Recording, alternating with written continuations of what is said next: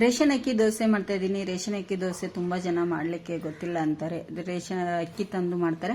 ನಾನು ಇವತ್ತು ರೇಷನ್ ಅಕ್ಕಿ ದೋಸೆ ನಿಮಗೆ ಮಾಡಿ ತೋರಿಸ್ತಾ ಇದ್ದೀನಿ. ಸ್ಮೂತ್ ಆಗಿ ರೇಷ್ಮೆ ತರ ಬರುವಂತ ದೋಸೆನೂ ಮಾಡ್ತಾ ಇದ್ದೀನಿ. ಗರಿ ಗರಿ ಮಸಾಲೆ ದೋಸೆ ಬರುತ್ತಲ್ಲ ಆ ತರನು ನಿಮಗೆ ಮಾಡಿ ತೋರಿಸ್ತಾ ಇದ್ದೀನಿ.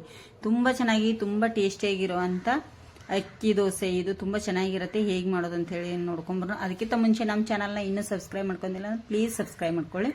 ಇಲ್ಲಿ ನಾನೊಂದು ಚಿಕ್ಕದೊಂದು ಬೌಲ್ ತೊಗೊಂಡಿದ್ದೀನಿ. ಆ ಬೌಲಿಂದ 3 ಬೌಲ್ನಷ್ಟು ರೇಷನ್ ಅಕ್ಕಿನ ತಗೊಂಡಿದ್ದೀನಿ. ಇಲ್ಲಿ ರೇಷನ್ ಅಕ್ಕಿ 3 ಬೌಲ್ ತಗೊಂಡ್ರೆ ಅದಕ್ಕೆ 3/4 ಬೌಲ್ನಷ್ಟು ಅಥವಾ ಅರ್ಧ ಬೌಲ್ನಷ್ಟು ಉದ್ದಿನ ಕಾಳು ತಗೊಳ್ಳಿ. ಉದ್ದಿನ ಬೇಳೆ ಇಲ್ಲ ಅಂತೇಳಿ ಉದ್ದಿನ ಕಾಳು ತಗೊಂಡಿದ್ದೀನಿ ನಾನಿಲ್ಲಿ. ತುಂಬ ಚೆನ್ನಾಗಿರುತ್ತೆ ಅದು ಕೂಡ. ಇಲ್ಲಿ ಸಬ್ಬಕ್ಕಿ ಕೂಡ ಹಾಕ್ತಾ ಇದ್ದೀನಿ ನಾನು. 2 ಟೇಬಲ್ ಸ್ಪೂನ್ ಅಷ್ಟು ಸಬ್ಬಕ್ಕಿ ಸಾಕು. ಹಾಗೆ 3 ಟೇಬಲ್ ಸ್ಪೂನ್ ಅಷ್ಟು ಅವಲಕ್ಕಿ ಹಾಕ್ತಾ ಇದ್ದೀನಿ ನಾನಿಲ್ಲಿ.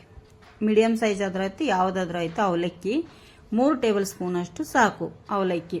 ಈಗ ಇದನ್ನ 4 ಪದಾರ್ಥನ ನೀರು ಹಾಕಿ ಕ್ಲೀನ್ ಮಾಡಿ 3ರಿಂದ 4 ಸತಿ ತೊಳಿತೀನಿ.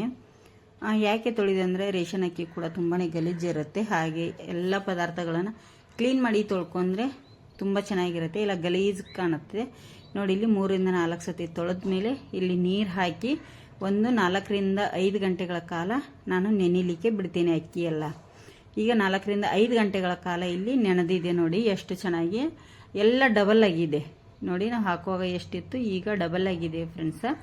ಇದನ್ನ ಏನು ಮಾಡಬೇಕಪ್ಪ ಅಂದರೆ ನಾನೀಗ ಸ್ವಲ್ಪ ತಕ್ಕೊಂಡು ಈ ಥರ ನೀರು ಬಸ್ಕೊಂಡು ನಾನಿಲ್ಲಿ ರುಬ್ತೇನೆ. ಈಗ ಮಿಕ್ಸಿಯಲ್ಲಿ ರುಬ್ಕೋಬೇಕು ಚೆನ್ನಾಗಿ. ಮಿಕ್ಸಿಯಲ್ಲಿ ರುಬ್ಬೋದಿಲ್ಲ ಅಂದರೆ ನೀವು ಗ್ರೈಂಡರ್ ಇದ್ರೆ ಗ್ರೈಂಡ್ರಲ್ಲಿ ರುಬ್ಕೊಳ್ಳಿ.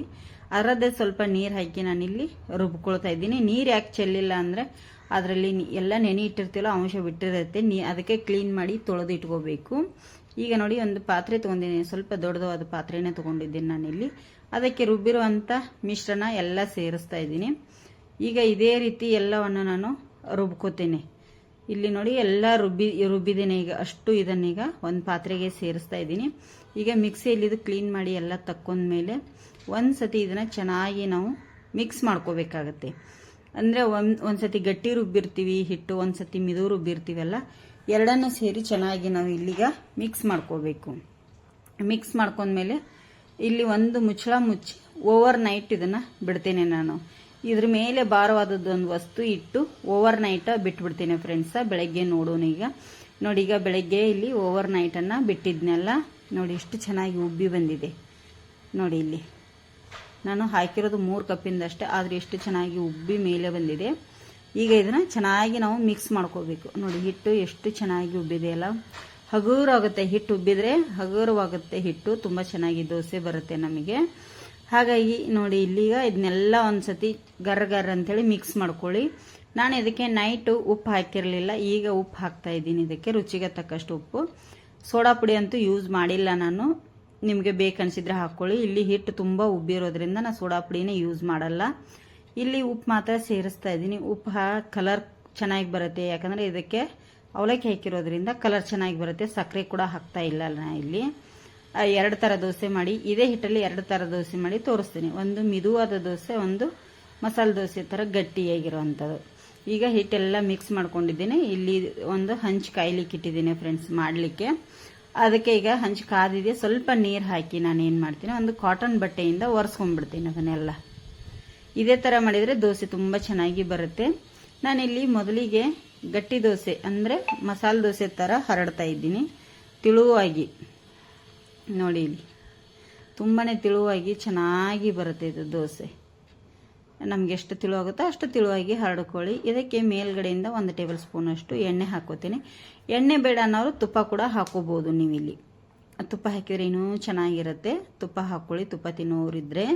ಇಲ್ಲಿ ನಾನೀಗ 1 ಟೇಬಲ್ ಸ್ಪೂನ್ ಅಷ್ಟು ಎಣ್ಣೆ ಹಾಕಿದ್ದೇನೆ. ಮೇಲ್ಗಡೆ ಮುಚ್ಚಳ ಮುಚ್ಚಿ ಬೇಯಿಸ್ಕೊಳ್ಳಿ. ಬೇಗ ಬೇಯುತ್ತೆ ನೋಡಿ. ಈಗ ಮತ್ತೆ ತುಂಬ ಈಸಿಯಾಗಿ ಬಿಟ್ಕೊಂಡು ಬರುತ್ತೆ ಇದು ದೋಸೆ ನಮಗೆ. ಇಲ್ಲಿ ನೋಡಿ ಯಾವ ಥರ ದೋಸೆ, ಮಸಾಲೆ ದೋಸೆ ಥರ ಕಲರ್ಫುಲ್ಲಾಗಿ ಎಷ್ಟು ಚೆನ್ನಾಗಿ ಬಂದಿದೆ ಅಲ್ಲ. ಮಸ್ತಾಗಿದೆ ನೋಡಿ. ಇದು ಮಸಾಲೆ ದೋಸೆ ಥರ ಗಟ್ಟಿಯಾಗಿ ಬಂದಿದೆ. ನಿಮಗೆ ಈ ಥರ ಬೇಕಂದ್ರೂ ಮಾಡ್ಕೊಳ್ಳಿ. ಇಲ್ಲ ನಮಗೆ ಮೆದುವಾಗಿರುವಂಥ ದೋಸೆ ಬೇಕಂದರೆ ಸ್ವಲ್ಪ ದಪ್ಪವಾಗಿ ಮೆದುವಾಗಿ ಹಾಕೊಳ್ಳಿ. ಅದು ಕೂಡ ಚೆನ್ನಾಗಿ ಬರುತ್ತೆ. ಇಲ್ಲಿ ನೋಡಿ ನಾನು ದಪ್ಪಾಗಿ ಹಾಕಿದ್ದೇನೆ. ತುಂಬ ತೆಳ್ಳಗೆ ಹರಡಿಬಿಟ್ರೆ ಏನಾಗುತ್ತೆ, ಅದು ಗಟ್ಟಿಯಾಗಿ ಮಸಾಲೆ ದೋಸೆ ಥರ ಬರುತ್ತೆ. ಸ್ವಲ್ಪ ಮೀಡಿಯಂ ದಪ್ಪ ಇಟ್ಟರೆ ಮಿದುವಾಗಿ ಚೆನ್ನಾಗಿ ಬರುತ್ತೆ. ಈಗ ನೋಡಿ ಮಿದು ದೋಸೆನೂ ತೋರಿಸ್ತಾ ಇದ್ದೀನಿ. ಎರಡನ್ನೂ ನಿಮಗೆ ಮಾಡಿ ಒಂದೇ ಹಿಟ್ಟಲ್ಲಿ ತುಂಬ ಚೆನ್ನಾಗಿರುತ್ತೆ. ನೀವು ಒಮ್ಮೆ ಮನೆಯಲ್ಲಿ ಟ್ರೈ ಮಾಡಿ. ಇಲ್ಲಿ ನಾನು ಒಂದು ಪದಾರ್ಥ ಒಟ್ಟಿಗೆ ಸರ್ವ್ ಮಾಡಿ ನಿಮಗೆ ತೋರಿಸ್ತಾ ಇದ್ದೀನಿ. ತುಂಬ ಚೆನ್ನಾಗಿರುತ್ತೆ, ಟೇಸ್ಟಿಯಾಗಿರುತ್ತೆ. ನೀವು ಮನೆಯಲ್ಲಿ ಟ್ರೈ ಮಾಡಿ. ಹೇಗೆ ಬಂದಿದೆ ಅಂತೇಳಿ ಕಮೆಂಟ್ ಮಾಡೋದನ್ನು ಮರಿಲಿಕ್ಕೆ ಹೋಗಬೇಡಿ. ಹಾಗೆ ಶೇರ್ ಮಾಡಿ ಪ್ಲೀಸ್. ನಮ್ಮ ಚಾನಲ್ನ ಆದಷ್ಟು ಜನರಿಗೆ ವಿಡಿಯೋನ ಶೇರ್ ಮಾಡಿ. ನಿಮ್ಮಿಂದ ಅದೊಂದು ಹೆಲ್ಪ್ ಆಗುತ್ತೆ ನಮಗೆ ಫ್ರೆಂಡ್ಸ್. ಎಷ್ಟು ಜನಕ್ಕೆ ಶೇರ್ ಮಾಡ್ತೀರೋ ಒಳ್ಳೆಯದು. ಈಗ ವಿಡಿಯೋ ಇಲ್ಲಿಗೆ ಎಂಡ್ ಮಾಡ್ತಾ ಇದ್ದೀನಿ.